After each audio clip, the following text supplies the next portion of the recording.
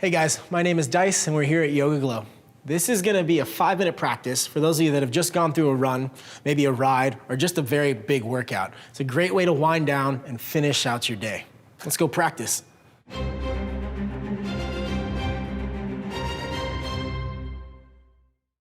Hey guys, let's get this practice started. So we're gonna work on helping those of you that have been hitting the gym hard or have been riding a lot or running a lot. We need to help you open up certain areas of the body that tend to be tight from all this exercise, all this activity that you're doing. One of the specific areas is the hip flexor muscle, which is really at the front of your hip. And this also ties into your quads as well as your psoas. But these are the muscles, or the group of muscles that do help you to bring the knee up towards the abdomen. So when you're running, when you're riding, this motion right here, you're gonna end up tightening these muscles. They get really, really strong, but you need to open them back up. So we're gonna do that first with something we call Anjaneyasana, or it's really just a low lunge with the knee down. So to start, you can start off in a tabletop position. This is probably a good place to be. You're gonna step your right foot forward. So once you step your right foot forward, one thing I want you to note, there is a little bit of alignment here. You wanna end up with your feet hips distance. If you end up with your feet crossed, you're not only gonna be walking a tightrope, but your pelvis also then is fairly narrow and closed off. And you wanna feel spacious in this area. So making sure your feet are hips distance. Your back toes, you can curl them under if you'd like to for more power, or you can be on the top of the foot. Either way, it works just fine. Once you end up here, you're gonna make sure your right knee's over your right ankle. You're gonna slowly upright the spine by bringing your palms to your right thigh. So notice in this shape, you might be fairly tight. You might be more in this kind of shape where your left hip and left knee are in line. That is perfectly fine. If you feel like you can go a little further, you can slide your right foot forward and start to bend deeper into it. In this, you'll start to feel a nice big pull through the front of the left hip. Feel a nice deep stretch. Use the leverage of the arms to push down to lift the chest up and breathe into the hip. So you don't have lungs in your left hip, but you want to think about moving energy and space into that left frontal hip point. And just hold here.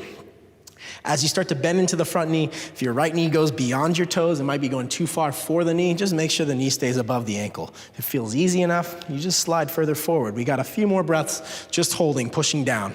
Feel like challenging yourself for the last 2 or 3 breaths. Maybe you reach your arms up and see what it's like to find stability through the legs here.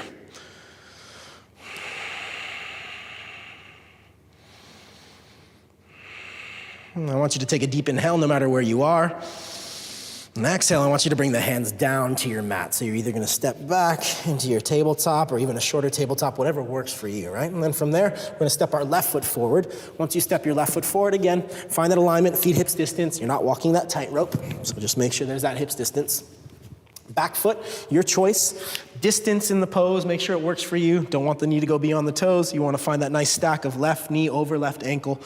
Right hip can be in front of the knee or it can be stacked. It works with your body, whatever works, all right? Once you're there, make sure both hands are on the front thigh. Spine is going up towards the ceiling through the crown of the head. Belly is lightly lifted, and you want to feel this nice deep stretch to the front of your right hip. Again, think about the areas that you use so much when you bring the knee up as you pedal your bike or as you run. You want to make sure that you're opening this area back out. A few deep breaths. Continue to lift the chest up, try not to fold forward. If it feels right to you, maybe for the last few, you can reach your arms up. Just feel the side body grow long, reach high through the fingers.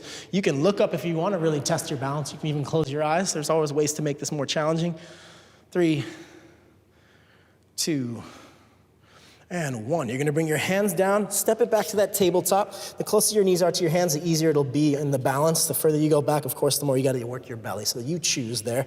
Now from here, we're gonna go into something called pigeon prep. And what this really is, this is a big outer hip opener. So if you do a lot of squats, or really if you cycle or run a lot, you're gonna definitely be using your outer hips or your glutes quite a bit, just to help you explode away from the floor and move in a rapid fashion. So we wanna open this area. And in order to open this area, we need to do something called external rotation of your thigh bone, which means you need to be able to take your knee and move it out, which will create this rolling of your thigh. So this is the first pose we're gonna do. And what we're gonna do here is we're gonna take our right leg forward, and you wanna end up with your right knee almost behind your right palm. You wanna end up with your right foot behind your left palm. So in a way, you're trying to make a nice parallel shin to the front of your mat or to the front of wherever you are. But if that doesn't go well, you can always point the foot and put the shin at an angle. Most important, you wanna make sure your right knee is to the outside of the hip, not underneath your belly. So you're not trying to fold over the thigh like this. You wanna make sure the knee's outside. Once you're here in this shape, look over your left shoulder, make sure the left foot's in line with the left hip, and then you're gonna slowly fold over, walking your hands forward. You should feel a nice big stretch through the outer right hip. If you do this pose and you end up rolling over to the side, that's something to consider. You may need to support your outer right hip and hold yourself up. And breathe deep into the hip. Maybe you're on your forearms, maybe you rest your hands down. And for another 3.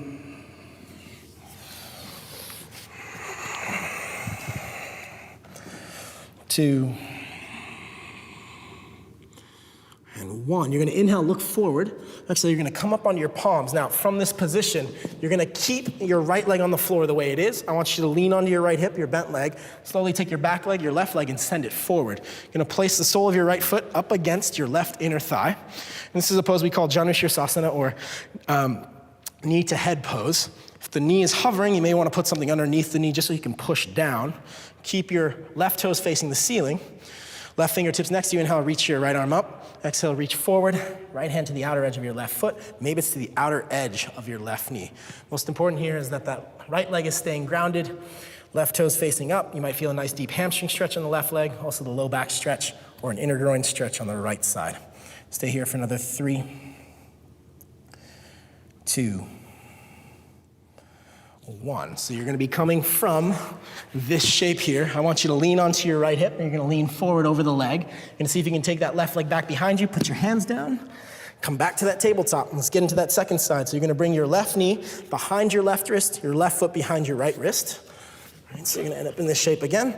Make sure the left knee's to the outside of the hip. Look over your right shoulder, make sure the right foot's in line with your hip, and then slowly fold on over. If you're tipping over onto one side and you don't feel too balanced, maybe you prop something up underneath your outer left hip to give you support and get your pelvis to be neutral.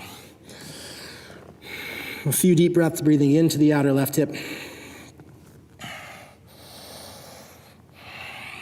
3, 2, 1. From there, slowly upright the spine. From here, you're gonna lean into your left hip. Keep your left leg on the ground. Take your back leg, your right leg, swing it forward. You're gonna place the sole of your left foot up against your inner right thigh. Right knee, right toes face the ceiling. Left knee, try to ground it. Right fingertips next to you. Inhale, reach your left arm up. Exhale, left hand to the outer edge of your right foot. And you're either gonna stay here upright. Some of you will be able to fold. Again, pretty big hamstring stretch for the back of the right leg, pretty big inner groin opener for the front of the left hip, but also a low back stretch since you are folding. For another 3, 2, and 1. From this position, you're gonna lean into your left hip and take your right leg forward. You can either stay seated with the legs out in front of you, or the other option is just to cross one leg in front of the other. See if you can sit upright, chest high, hands are placed on your thighs. Take a few moments in your seat, feel the work that you've done. I'm hoping you feel like things are slowing down and you're getting grounded. That's the biggest goal here. Thank you so much for practicing with me here. I hope I get to practice with you again.